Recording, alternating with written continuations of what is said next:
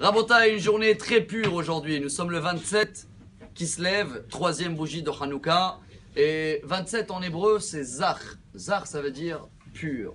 Et justement, comme vous le savez très bien, le grand miracle de Hanouka, c'est que quand ils sont venus, ils ont cherché partout parce que le temple a été pas détruit par les Grecs, mais ils ont mis des statues partout, ils ont enlevé la menorah, ils ont pris tout, ils ont mis de l'impureté. Ils ont cherché partout une fiole, je sais pas comment on dit en français, qui était tamponnée avec la signature de Cohen, comme quoi elle n'a pas été ouverte par quelqu'un qui est impur.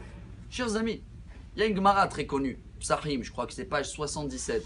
Et là-bas, la Gemara, elle dit Touma ou Trabetzibour. Quand il y a un problème technique d'impureté, mais maintenant il faut régler la lumière pour tout le peuple, même si lui il est impur, c'est pas grave, le but c'est d'allumer. Dans ce cas-là, peu importe quelqu'un qui avait de l'huile à la maison, ou même s'ils ont trouvé plein de fioles qui ne sont pas pures, on a le droit d'allumer. Alors pourquoi Dieu il a fait ce miracle et il les a donné l'idée, non, cherchez jusqu'au bout. Si on a le droit, c'est la halakha. On peut allumer même avec un huile impure quand ça parle de public. La réponse, et voilà le message du jour, est énorme, hein, chers amis. C'est un message de vie qui va nous rendre, si Dieu veut, l'esprit beaucoup plus clair et plus pur. C'est que Hachem, il les a fait un grand miracle. Non, pas de trouver une menorah belle, pas du tout. C'est pas la beauté extérieure qui compte. Hachem, il les a dit, maintenant qu'on va redémarrer le peuple juif, faut pas chercher quelque chose que j'ai le droit, mais combien de fois dans la vie on fait des choses, tu cherches le baba cool, ou le rabbin cool, ou celui-là qui va te dire comment tu peux faire. Mais quand on peut faire mieux, voilà le message qui voulait nous traverser les Hashmonaïm il y a 2156 ans. Non, maintenant quand on redémarre le judaïsme, on va préparer le plus pur. Parce que ce plus pur aujourd'hui qu'on va s'investir, même si je peux trouver des moyens ou des autres huiles moins pures. Mais il y avait un grand rabbin, chers amis, on termine avec ce message, grande Ségoula, mais ça on a parlé déjà beaucoup de cette demi-heure.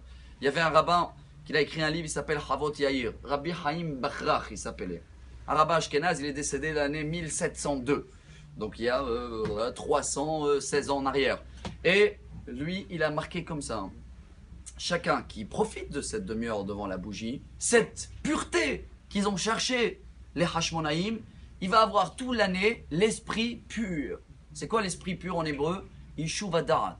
Les pensées vont être claires. Il ne va pas être meboulbal. Balbal, c'est quoi? Tu penses à ça, après tu penses à ça, et l'esprit court non-stop, et après ça fait des mal à la tête, etc. Karabin Nachman de Breslev, comment il appelle Hanouka? Hag Bikur Cholim. C'est la fête qu'elle soigne les malades, et il dit surtout les maladies à l'intérieur. Voilà la pureté qu'ils ont cherché à l'époque. Non, pas une menorah, pas une beauté extérieure. La Gemara Rosh Hashanah, page 24, elle dit que ils n'ont même pas trouvé une menorah belle, hein. Ils ont fait vite une menorah en fer, le temps d'avoir des moyens. Et bien après, ils ont fait la menorah qu'on connaît que Titus il a pris. Ce qui veut dire, Dieu il cherche pas que la beauté extérieure, la pureté intérieure. Celle-là qu'on l'a eue à l'époque, on peut la voir à partir de ce soir, en regardant les bougies, demander à Hachem, Hachem, donne-nous de cette pureté, cette Zach, le 27 aujourd'hui, et que cette pureté-là va nous permettre de voir clair, penser clair, et dans ce cas-là, le chemin de Mashiach, il est là. Excellente journée, Hanouka Sameach, Amar Rabbi Elazar.